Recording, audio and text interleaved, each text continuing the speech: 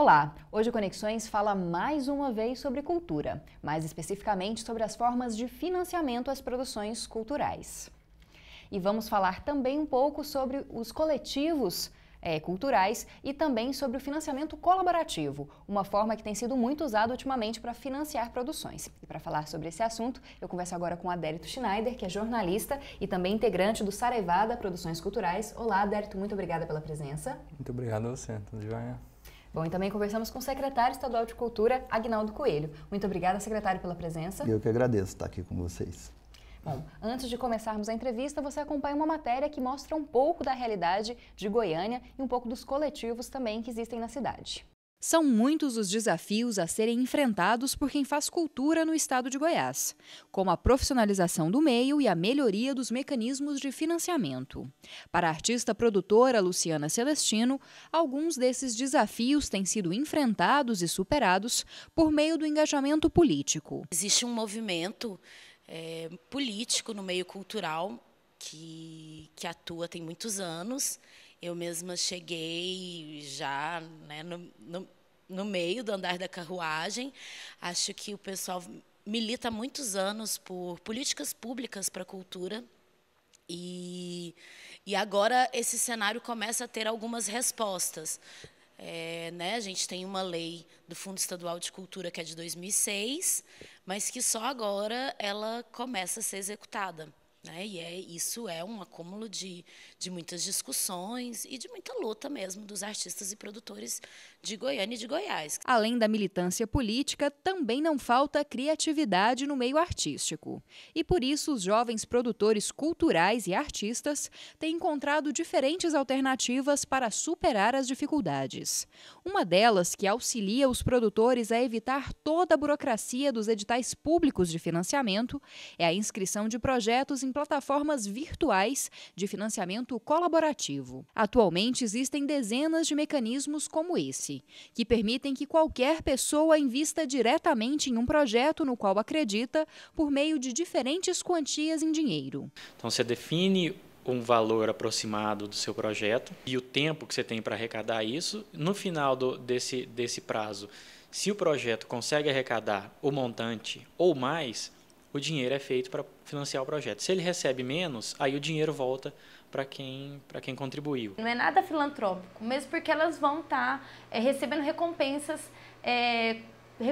simbólicas, claro, mas são recompensas por estar investindo nesse projeto. Outra alternativa encontrada pelos produtores e artistas goianos na busca pela profissionalização do próprio trabalho é a criação de coletivos, como a Casa Corpo, que fica no setor universitário. Aqui a Casa Corpo, nós somos uma casa de convergência de profissionais das artes do corpo ou da cena, profissionais de grupos artísticos, artistas, professores, e na verdade a gente se junta muito por afinidades, né? Nós temos afinidades de trabalho, afinidades de estéticas, afinidades de modos de ver o mundo, de maneiras que a gente gosta de atuar. E aí a gente divide, um financiamento colaborativo mesmo, a gente divide as necessidades. Então, a gente divide as contas, a gente divide o nosso custo fixo. Nesse momento, a gente paga para estar aqui.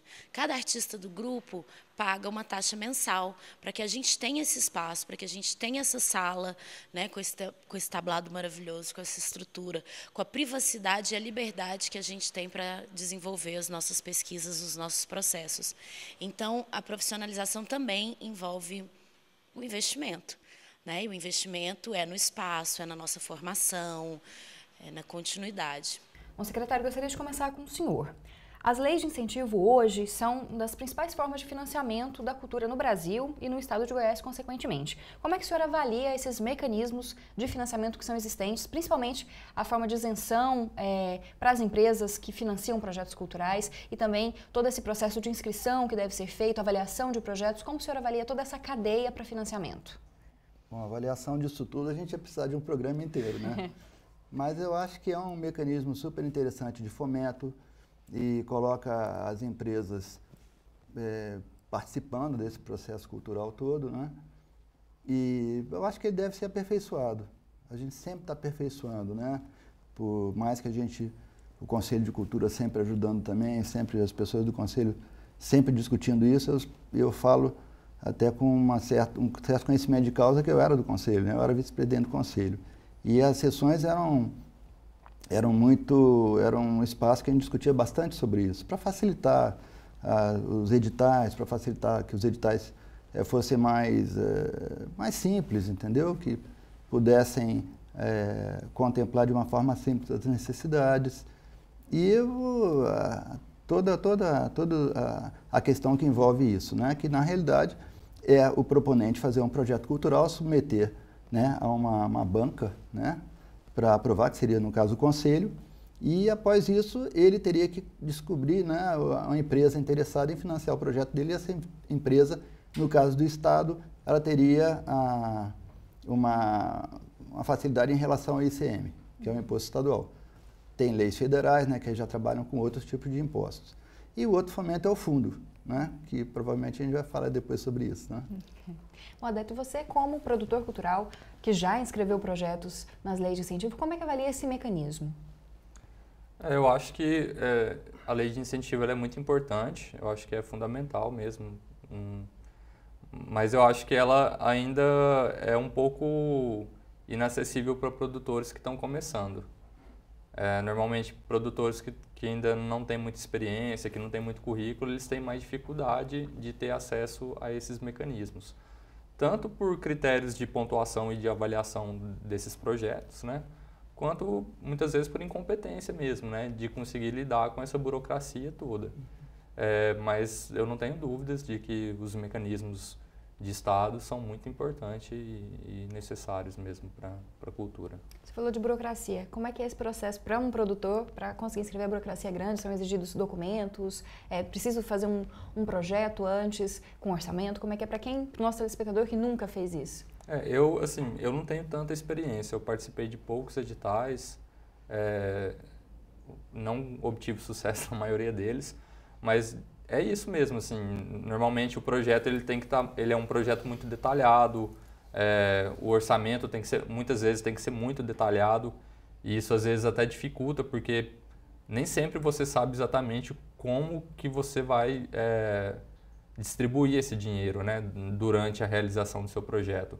E muitas vezes você tem que trabalhar com a margem, já pensando que quando você vier a ser aprovado, vai ser reduzido esse valor, esse orçamento. Então, é sempre muito complicado, assim. E, normalmente, exige-se muito orçamento, muita carta de anuência. No caso de produção audiovisual, que é a parte que eu trabalho mais, assim, normalmente implica registros na Biblioteca Nacional, que tem custos. Enfim, às vezes, se o diretor for o proponente, muitas vezes ele tem que ser o roteirista, ou então ele tem que arrumar alguém que faz um roteiro de graça para ele, porque esse roteiro tem que ser registrado na Biblioteca Nacional antes do projeto. Então, às vezes tem muito trabalho e, inclusive, muito custo financeiro e, né, para um produtor que é inexperiente, que ainda não tem uma rede de contatos muito consolidada e que não tem capital inicial para investir na confecção mesmo do projeto, muitas vezes ele vai se cansando porque é muito comum que ele não consiga aprovação nas primeiras vezes e aí, enfim, normalmente o produtor que está começando, se ele não consegue obter sucesso e vai perdendo grana e tal, logo ele acaba desistindo desses mecanismos, assim.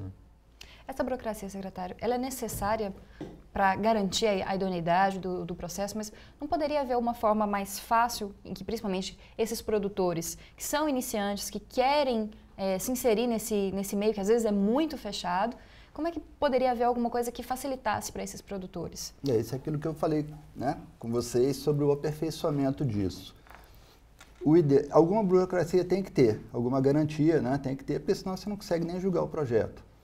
Mas não precisa ser uma burocracia que inviabilize projetos, né? Que a gente perca a qualidade. E a gente observa isso no Conselho. Projetos que não passam por causa de formalidades do edital. Né? Como a Adalto falou, às vezes o projeto tem qualidade, mas ele não cumpriu as formalidades do edital. Sem as formalidades, né, é uma questão legal, né? Você não pode aprovar, você não pode passar por cima, né? Eu acho que, por outro lado, com o que você falou na cabeça, eu estou respondendo mais ou menos em cima disso também. É que depende do que a pessoa propõe, entendeu? Se ela está... um artista plástico vai fazer uma exposição, ele tem que ter os quadros, entendeu? Vai gastar dinheiro para fazer os quadros, vai, mas se ele não tiver os quadros, como é que ele vai propor a exposição, entendeu? Então ele pode, de repente, entrar num projeto de criação, e seria um projeto que ele está propondo a fazer os trabalhos, aí o dinheiro seria para isso. Então, eu acho que tem que ter um certo conhecimento do que você quer propor e das condições que você tem para propor. Eu acho que essa questão dos artistas iniciantes é importante, sim, tem que se pensar, o Conselho pensa nisso. Agora, a triagem, quer dizer, tem que ter um funil, não tem dinheiro para fazer tudo que se propõe. Então, você tem que ter um procedimento de escolha. Evidentemente, nesse procedimento de escolha, você pensa em relação à experiência que a pessoa tem para executar o projeto, isso é uma coisa que é pontuada, a qualidade do projeto. Às vezes, a pessoa iniciante propõe projetos super complexos e você não sabe se aquela pessoa vai conseguir fazer aquilo. Um projeto, por exemplo, de um festival envolvendo milhões de linguagens, milhões de pessoas, uma pessoa que é totalmente experiente na área. É complicado, né? O Conselho fica preocupado em aprovar uma coisa dessa e a pessoa não conseguir dar conta nem de captar, às vezes, né? Falando em captação, a captação também, às vezes, é um momento em que muitos projetos não conseguem ser realmente efetivados, porque há uma dificuldade, pelo menos pelo que a gente conhece da produção cultural em Goiânia, de se conseguir que a empresa financie, participe desse projeto financeiramente. Existe mesmo essa dificuldade? Existe alguma facilidade ou empresas que estão mais abertas para esse financiamento? Com certeza existem empresas mais abertas, mais acostumadas, que financiam sempre, inclusive. Mas o surpreendente é que os projetos todos estão sendo captados. A gente tem a ideia que é difícil captar, deve ser difícil captar, mas isso não é impossível captar, tanto que os projetos todos estão captados. Os projetos aprovados, eu não vou falar todos, mas de modo geral eles estão captados. Ok, bom, a gente tem que ir para um rápido intervalo e a gente volta no próximo bloco e continua falando a respeito de financiamento da cultura no estado de Goiás.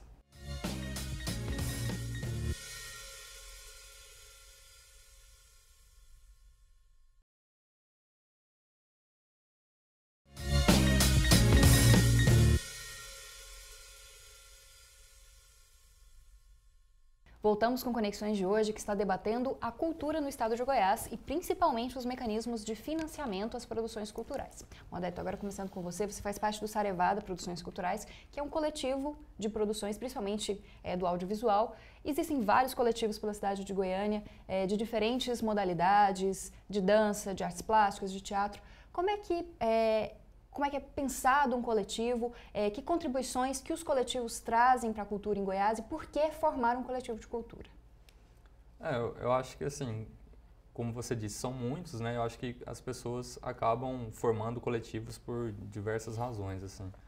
O nosso, na verdade, ele surgiu por uma vontade mesmo, assim, de um grupo de amigos de produzir junto, né? A gente já tinha tido experiências profissionais antes e já éramos amigos e a gente decidiu montar um coletivo. Mas o nosso coletivo, apesar dele ter já alguns anos, assim, ele sempre foi uma coisa quase que como um hobby levado a sério, assim, nunca foi profissão mesmo, né? Nenhum de nós vive disso, tem, né, do coletivo como nossa principal fonte de renda. Mas a gente tem conseguido realizar alguns projetos, assim. Mas, enfim, tem casos de coletivos que são mais consolidados aqui em Goiânia e que eu acho que, inclusive, são vistos, né, por essas pessoas que fazem parte como profissão mesmo, assim, como ganha-pão. Não é o nosso caso. Mas eu acho que o coletivo ele é interessante porque eu acho que é uma nova maneira mesmo de se enxergar uma empresa, assim. Porque ele é uma empresa, né? Talvez não no modelo formal, burocrático de uma empresa, mas é uma empresa. Normalmente as pessoas, pelo que eu vejo aqui em Goiânia, normalmente não tem CNPJ, mas elas fazem o cadastro como, né, empreendedor individual, microempreendedor individual. Então, assim, gera nota, gera renda, gera emprego, porque muitas vezes elas contratam outras pessoas para executarem esses projetos. Eu acho que é uma maneira menos burocrática de ter uma empresa e de conseguir produzir coisas relevantes com pessoas, né, que são seus amigos e numa relação mais horizontal, assim, que, né, ninguém é empregado de ninguém, todo mundo é sócio ali. E acho que é muito importante, assim, acho que principalmente em se tratando de produção artística e cultural, eu acho que é até mais saudável que funcione dessa maneira, assim. Você disse que funciona como um hobby. Todos têm outros serviços, praticam, têm outras profissões, na verdade, né? É difícil, poderíamos dizer, impossível se manter de cultura? Difícil eu acho que sim, mas difícil como é em qualquer área, assim, como seria para qualquer pessoa que, não sei, que decidisse ser professor ou montar um restaurante. Acho que é difícil como é para qualquer área. Eu acho que, às vezes, as pessoas da cultura também, que trabalham com cultura, ficam muito, né, no mimimi, assim, muito... É difícil para todo mundo, a vida é difícil para todo mundo, assim. Mas eu vejo pessoas que se empenham muito e que conseguem sobreviver disso mesmo. No nosso caso, ainda que o coletivo não seja a nossa fonte de renda principal, assim, todo mundo trabalha com produção cultural, assim, ou está ligado de alguma maneira a isso, assim. Às vezes é concursado, trabalha como técnico audiovisual numa universidade pública, ou trabalha como produtor numa TV, enfim, de uma forma ou de outra, acho que está todo mundo inserido nesse mercado. E acho que nem é a nossa pretensão mesmo, assim, de que o coletivo vire a nossa principal fonte de renda, assim. Eu acho que, no nosso caso, é mais como um hobby mesmo, levado a sério, às vezes nem tão a sério assim, mas que é até uma maneira saudável, assim, da gente conseguir levar de maneira mais tranquila, assim, mantendo a amizade sem muito desgaste e tal. E sem muita preocupação mesmo, porque a partir do momento que vira uma empresa, que você tem que pagar contas mensalmente, pagar imposto, é muito complicado mesmo, assim. E no nosso caso a gente não está disposto a enfrentar isso. Secretário, você como professor também da UFG, da Faculdade de Artes Visuais, como é que você percebe os produtores de cultura mesmo no Estado?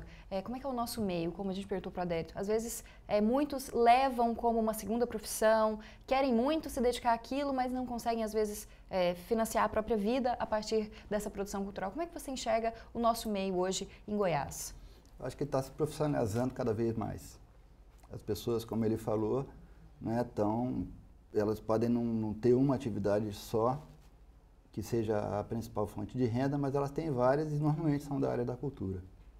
Então o cara faz oficina sobre o segmento que ele conhece, ele faz uma produção específica do segmento, ele faz projetos integrados com várias... participa dos fomentos. Os fomentos estão muito altos em Goiás. Então, qual que é o valor, secretário, para a gente? Claro, o valor do fundo, por exemplo, no próximo ano, em 2015, vai ser de 50 milhões. É um valor sensacional, é um valor que se ombreia São Paulo. Imagina, São Paulo, o primeiro estado do Brasil, né, em atividade econômica, né? E Goiás, que deve ser o 9º ou 8º, não sei exatamente qual é o ranking, mas imagina... E para a Lei Goiás, qual que é o valor? 10 milhões. 10 milhões. Então, ao todo seriam 60 milhões? Em 2015, né? Esse ano passado foram 13 milhões e meio do fundo, né, de 2013, que sempre, né, o procedimento acaba sendo pago no ano seguinte. Em 2014 vai ser de 26 milhões, 25 a 26 milhões, e no próximo ano, em 2015, seria de 50, quer dizer, é uma cifra enorme, quer dizer, dá para ter muita produção, dá para ter muito emprego na área. As pessoas de outro estado estão babando com Goiás, porque a gente tem a possibilidade de trabalhar muito, né? Mas recentemente a gente teve um problema com o Fundo de Cultura, um atraso no pagamento e depois um parcelamento desse pagamento. Como é que está essa situação agora? Isso, de alguma forma, com certeza irritou os produtores culturais que precisam receber o valor devido. E como é que isso foi resolvido? Essa tensão já está resolvida nesse momento? Já foram pagos todas as parcelas? Isso, falta uma parcela ainda, né? Na realidade, os projetos não receberam parcelado, eles receberam integralmente. O que a gente fez foi quando eu entrei, né, exatamente nisso. A gente examinou todos os projetos, 270 projetos aprovados, e aí, com isso, com esse exame, a gente viu quais eram os momentos que esses projetos precisavam receber o dinheiro. A gente conseguiu fazer 3 grupos, um grupo que precisava receber imediatamente, o outro grupo que poderia esperar mais um pouquinho e o outro mais à frente. Tem projetos até para 2015. Então, o secretário da Fazenda, na mesma hora que a gente apresentou, eu e o presidente do Conselho de Cultura, o Cipriano, apresentamos esse raciocínio, ele achou extremamente razoável. Falou, não, é isso aí que tem que fazer mesmo. Aí pagamos a primeira etapa, que era a maior, né, de quase metade. A segunda etapa já foi paga sempre antes do prazo. A gente fez um acordo de pagar ao final do mês, né? E a Secretaria da Fazenda colocou para a Secult esse dinheiro uma semana antes do prazo. E falta essa última etapa. Deu problema? Deu. Os produtores ficaram preocupados, porque a coisa atrasou, né? Por inexperiência também. Era a primeira versão, isso é difícil, é um aprendizado, como eu falei. É uma coisa muito inovadora em Goiás, né? Isso. A Secretaria não tinha o costume de fazer isso, não tinha o conhecimento para desenvolver isso. Então, atrasou mesmo. Agora tudo atrasa. Eu, antes de ser secretário de Cultura, eu ganhei vários editais do Ministério da Cultura, que faz isso há anos, e os prêmios, os editais sempre atrasam 5, 6 meses, entendeu? Só que as pessoas que propõem já estão acostumadas com isso, o Ministério já sabe que tem essa defasagem, então todo mundo já faz esperando essa defasagem, né? E aqui em Goiás não, aqui em Goiás era uma novidade, então teve uma expectativa. Evidente que eu não vou dizer que a falha foi dos produtores, a falha foi nossa mesmo, mas tentamos resolver a contento. O mais importante é que os projetos fossem feitos, pudessem ser realizados. E a solução buscou essa preocupação e eu acho que a gente teve bastante êxito nessa solução. Agora falando de uma outra forma de financiamento, que é o financiamento colaborativo, o Saraivada tem um projeto aprovado pelo Catarse, que é uma plataforma de financiamento colaborativo, em que você inscreve um projeto e esse projeto recebe valores de pessoas físicas ou jurídicas e você consegue financiar a produção dele. Como é que foi um projeto de documentário, né, da banda Ring the Superstars? Como é que foi para vocês inscrever esse projeto? Como é que funciona um pouco essa plataforma de financiamento? Esse projeto, na verdade, ele surgiu com o Eduardo Collodi, que é o co-diretor, né? Nós dois estamos dirigindo o documentário. E ele conseguiu alguns materiais de arquivo da banda, a gente queria fazer um documentário, né? Ele queria fazer um documentário, depois eu acabei entrando no projeto também. E por diversos motivos a gente decidiu que não queria concorrer em edital, em lei de incentivo, nada do tipo, assim. Primeiro porque a gente não queria ter que passar por essa parte burocrática e a gente também não estava disposto a esperar esse tempo todo, né? Porque você tem que esperar um edital abrir, você tem que inscrever o projeto, você tem que esperar ser aprovado. Se for aprovado, você tem que esperar a grana sair ou então fazer captação. E a gente não estava a fim de passar por isso, assim. E até mesmo porque a gente acha que, pela história da banda, assim, não seria interessante fazer esse filme com dinheiro público, assim. Foi até uma questão meio de purismo, assim, sabe? Ideológico. E não que a gente seja contra, assim, a gente já aprovou o projeto na Lei Goiás, o Eduardo também já fez projeto com grana de edital e tal, mas a gente achou que nesse projeto não era, assim. E a gente quis experimentar também, porque faz tempo que a gente está fazendo esse projeto, né? A gente começou em 2012. E na época, financiamento colaborativo ainda era uma coisa um pouco nova, assim, no Brasil, e a gente quis experimentar para ver mesmo como é que era isso. Eu acho que a gente foi o primeiro projeto de financiamento colaborativo aprovado no Brasil foi aqui de Goiânia, que foi o Rabiscaria. E acho que a gente foi o segundo. E foi bem nesse comecinho, assim, então ainda era uma novidade e a gente queria experimentar mesmo, assim, para ver como é que era. E acabou tendo certo resultado, a gente conseguiu R$ 6.500, que não é muito dinheiro, mas, enfim, né, como a gente estava com muita gente ajudando, muitos amigos, era um dinheiro que dava para iniciar o projeto, assim. Só que o projeto também acabou ficando grande demais, era para ser um curta-metragem, virou um longa, e aí acabou bagunçando um pouco. Por isso que ele não saiu até hoje, o filme. Para quem não conhece, as plataformas de financiamento coletivo funcionam como uma vaquinha, né? Você coloca um projeto, estipula um valor e as pessoas vão contribuindo. Eu discordo desse termo vaquinha. Eu sempre fico irritado, na verdade, quando o jornalista usa, porque vaquinha dá a ideia de que é doação, né? De que mas as pessoas têm uma contrapartida, né? Eu vejo como investimento, assim, é como se fosse uma pré-compra. A gente estipula valores para investimento e as pessoas recebem recompensas de acordo com o valor investido. Então, se você investe R$15, você vai ganhar um ingresso para ver o filme quando ele for lançado. Se você investe 25, que foi no nosso caso, você ganha, além do ingresso, você ganha um DVD. Então, na verdade, é uma pré-compra. Você está comprando um produto de um projeto que você acredita, ou porque você é fã da banda, ou enfim, ou porque é nosso amigo, não sei. Mas é um investimento mesmo, assim, eu vejo como uma pré-compra. Não vou usar mais o termo vaquinha.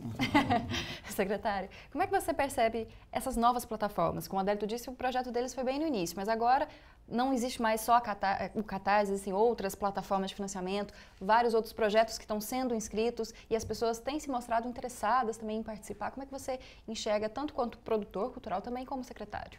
Eu acho interessante, porque é iniciativa privada se movimentando, né? Não é ficar só na dependência do Estado, como ele falou. Tem projetos que conceitualmente eles não querem essa chancela pelo conceito do próprio projeto, né? E é interessante, sim, eu acho que o segmento tem que se desenvolver em todas as áreas, não tem que ficar só dependendo de fomento do Estado. Eu acho genial, se consegue, como ele falou, a vaquinha você não gosta do termo, mas a vaquinha é mais no sentido de mostrar que é um rateio, né? Que é um rateio com compensações para quem está investindo, não é isso? E isso é muito novo, né? Se chamava de crowdfunding, agora pelo menos tem um termo em português, uma expressão em português, né?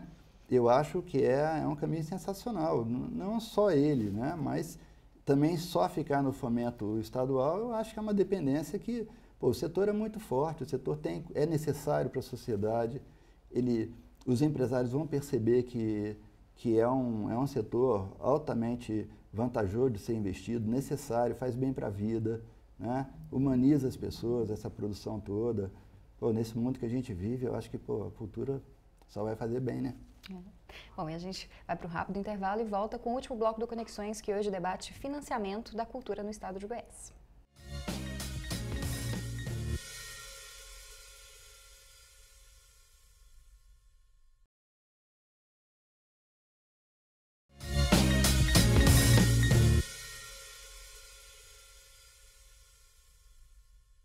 Esse é o último bloco do Conexões, que hoje está debatendo o financiamento da cultura em Goiás, também falando sobre as iniciativas mais inovadoras no setor, como o financiamento colaborativo, a criação de coletivos e outras coisas relacionadas à área de cultura. Para conversar com a gente, estão conosco desde o primeiro bloco o secretário estadual de Cultura, Agnaldo Coelho. Obrigada novamente pela presença, e também Adélio Schneider, que é jornalista e integrante do Saraivada Produções Culturais.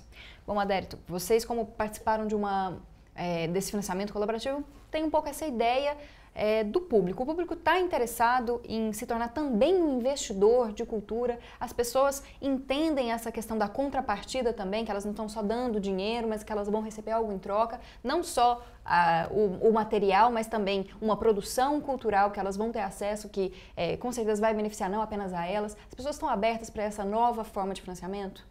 Então, ontem eu fui fazer uma pesquisa, porque tinha tempo que eu não lia sobre financiamento colaborativo, né? E quando vocês me convidaram, eu fui dar uma lida e tal, e eu vi que o Catarse lançou recentemente uma pesquisa que eles fazem um mapeamento do financiamento colaborativo.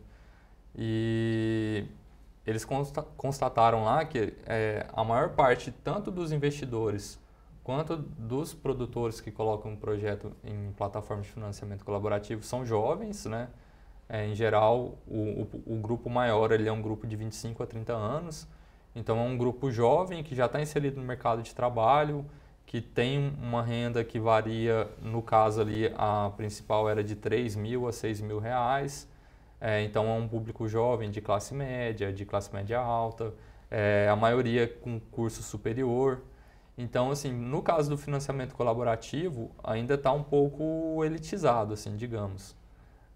Eu acho que ainda é uma novidade muito grande, muita gente não conhece, mas por outro lado eu percebi que existem muitas plataformas. Eu conhecia muito pouco além do Catarse e eu vi que hoje existem já mais de 40, fora outras 20 que já abriram e fecharam assim, nos últimos 2, 3 anos. Mas eu vejo que está tendo, aos poucos, está tendo uma divulgação maior mesmo, assim, que as pessoas estão se interessando mais. Ainda, segundo a pesquisa, ainda é de um grupo que está muito vinculado às redes sociais, à internet, e até é fundamental, né? Porque são lá que essas plataformas existem, é por lá que você circula esse dinheiro e tal. Eu acho que ainda tem que avançar muito, assim. Mas eu, particularmente, sou fã, assim, eu acho que é uma saída muito legal, assim, tanto para você fugir desse estado que muitas vezes acaba cumprindo a função de mecenato, assim, tanto do monopólio mesmo das grandes empresas que detêm a produção cultural no país, assim. Eu acho que é uma coisa muito legal porque é uma relação mais direta né, do público com o realizador, né, ou do artista, né, porque às vezes o artista é o cara que põe o projeto lá. E é uma relação direta. Recentemente eu vi um caso que eu achei muito legal, foi do Dead Fish, aquela banda do Espírito Santo, né, de Vitória. Eles lançaram um CD por lá e eles venderam assim 200, 400% do que eles tinham colocado como meta. Porque tem uma meta, né? O projeto ele fica na plataforma durante uma quantidade, né, normalmente 30, 60 ou 90 dias. E você tem uma meta a ser atingida. Se você não atingir uma meta mínima, você não recebe a grana. O valor é devolvido. E o valor é devolvido para as pessoas que investiram, ou se elas decidirem, podem reinvestir em outro projeto da plataforma. E o Dead Fish conseguiu, acho que 400%, assim, foi um sucesso mesmo. E é isso, assim, os caras vão lançar um CD, que é uma coisa que hoje em dia ninguém compra mais, né? Todo mundo baixa na internet. Mas justamente porque era uma proposta muito honesta e que era, né, que não passava por gravadora, não passava por selo, era uma relação direta da banda com o público da banda. E assim, tem propostas muito legais, assim, projetos que dão muito certo. Teve um documentário sobre o Belo Monte que conseguiu R$150 mil para editar. Assim, o cara já tinha feito as imagens, as entrevistas, e o cara conseguiu R$150 mil só para editar, para lançar, e lançou o filme no YouTube, assim. Então você é interessante, né, por esses dois motivos, porque você consegue se desvincular dessa burocracia do Estado e você também não fica tão refém desses grandes, né, produtores, assim, é uma relação direta com o seu público, assim, eu acho muito bom, assim, acho legal mesmo. Secretário, você acha que a pessoa física, né, o cidadão, ele hoje em dia no Brasil ele entende mais essa relação também de investidor? A gente tem outras iniciativas pelo mundo afora e até algumas relacionadas mesmo à TV, que poderiam ser uma saída para as TVs educativas ou universitárias que não podem ter uma propaganda, não podem ter dinheiro envolvido com merchandising, nem com propaganda, como por exemplo na Europa, em que o consumidor da TV tem um imposto que ele paga, que é revertido diretamente para essas TVs. As pessoas no Brasil, elas estão mais abertas a esse tipo de financiamento direto ou de participação mesmo na produção cultural? Olha, eu acho que ainda não. Eu acho que vai chegar lá, né? O exemplo é o próprio financiamento coletivo, que são particulares, né? Que se interessam. Está crescendo, tanto que você já falou de 40 empresas, isso é uma coisa muito nova, né? As pessoas acessam a plataforma, entram e querem participar e doam, e são quantias pequenas, né? É evidente que não dá para comparar os valores que você pega de um fomento estadual com o dinheiro que você está normalmente ganhando nessas iniciativas, mas é assim mesmo, o nosso fundo, né, a nossa Lei Goiás começou com 5 milhões ou com menos, agora está em 10, o fundo está aumentando de 13 para 25 e tudo. Quer dizer, o financiamento também vai chegar a um ponto que as pessoas vão se interessar e vão investir mais, vai ter mais valores. Eu acho que é um crescendo, a gente não pode esperar que a coisa nasça pronta, né? A coisa vai evoluindo e eu tenho bastante esperança, principalmente que a cultura, à medida que ela vai acontecendo, as pessoas vão vendo o benefício dela, vão vendo a fruição, vão vendo a ampliação de horizontes que ela permite. Então, as pessoas vão se sentindo estimuladas a investir. Mas eu acho que é um processo. Eu não poderia dizer que os investidores, pessoas físicas, estão num nível de investimento interessante. Ainda não está, mas vai chegar lá, né? Pelo menos as pessoas têm uma ideia diferente de que investir em cultura não é jogar dinheiro fora, né? Que muita gente acha que deve se investir em saúde, educação, mas cultura é o último da fila, né? Com certeza. eu acho que o dinheiro da cultura é importante, ele tem que ser muito bem gasto em projetos que realmente valham a pena, porque esse outro lado que você falou é um lado de necessidades muito violentas, né? Necessidades de saúde, vezes, imediatas, né? Violenta, que eu quis dizer, não foi em relação à Secretaria de Cultura, não. Mas uma coisa, desculpa, secretário, uma coisa interessante, assim, é porque normalmente a gente associa essas plataformas, né, a projetos da área de cultura. E, na verdade, assim, são vários projetos que estão lá. Tem plataformas específicas até. Tem muito projeto na área de educação, né, de ambiental, socioambiental, enfim, tem muita coisa legal. E eu vi que está tendo um crescimento, isso olhando ontem alguma dessas plataformas, eu vi que está tendo um crescimento de plataformas específicas para projetos na área de esporte. Eu vi, inclusive, que tem uma plataforma que eles criaram para pagar a dívida do Vasco. Assim, os torcedores do Vasco se juntaram para criar uma plataforma para pagar a dívida do time. O mecanismo é interessante. Né? A novidade é você usar a internet para fazer um mecanismo que antes era muito informal, né? Como você até falou, você reclama da vaquinha, porque a vaquinha era uma coisa totalmente informal. E nesse procedimento ele é todo, tem como investir, tem os recibos, tem as metas, tem a lisura, né? Uma coisa totalmente clara, né? Totalmente transparente.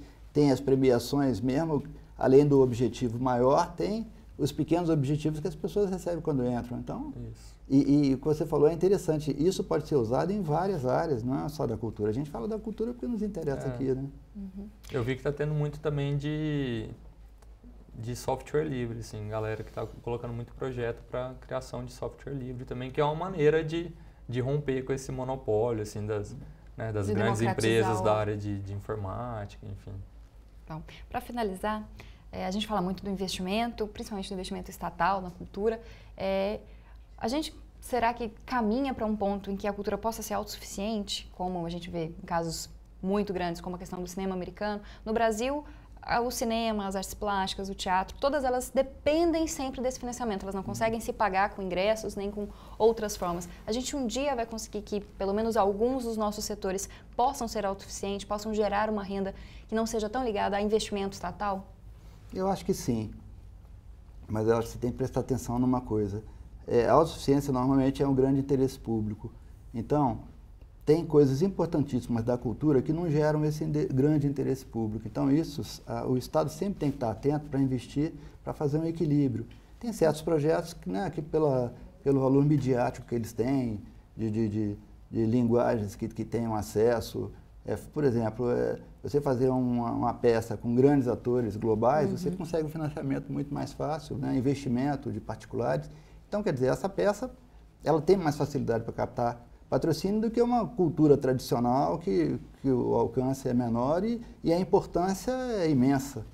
Então, eu acho que, né, eu acho difícil que todas as áreas tenham essa autonomia. Eu acho que o Estado sempre vai ter que estar atento para investir nessa cultura que é importante e que não está sendo investida. E você, Adélio, concorda?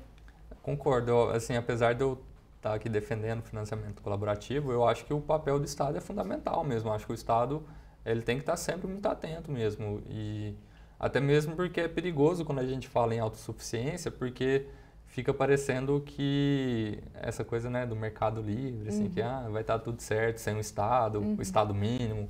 E é muito perigoso, porque corre um risco da gente virar eu não sei, por exemplo, se Hollywood é um modelo a ser seguido. Talvez, assim, se a indústria de cinema, né, já que a gente está falando aqui de cinema agora, talvez se a indústria de cinema fosse mais consolidada, a gente conseguiria ter uma indústria alternativa do cinema. Bom, talvez aí sim seja interessante.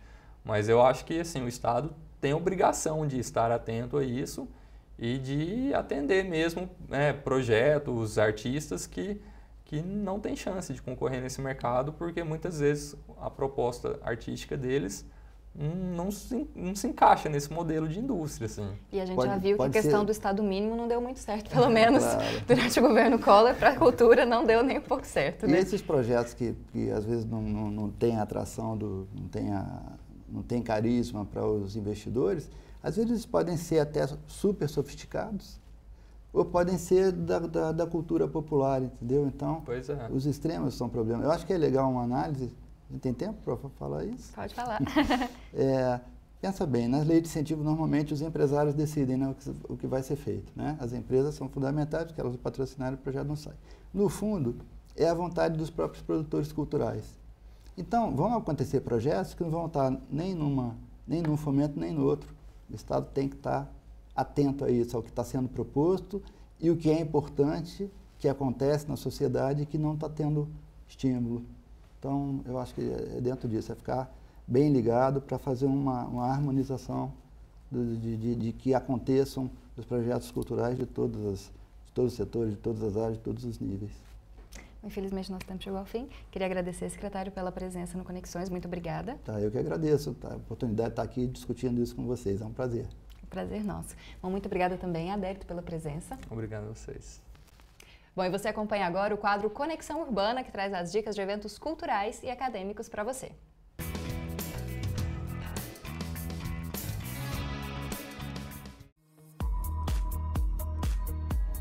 Na segunda e na terça-feira, a Universidade Federal de Goiás realizará a 11ª edição do Congresso de Ensino, Pesquisa e Extensão.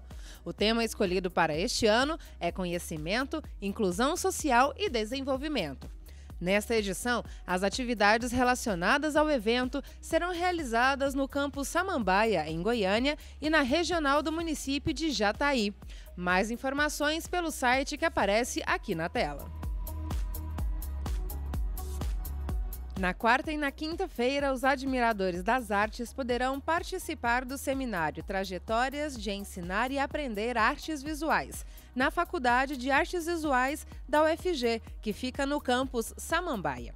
O evento é para comemorar os 40 anos da licenciatura em Artes Visuais da FAV e tem como objetivo promover uma reflexão sobre a situação do ensino de arte. Mais informações pelo e-mail ou pelo telefone que também aparece aqui na tela.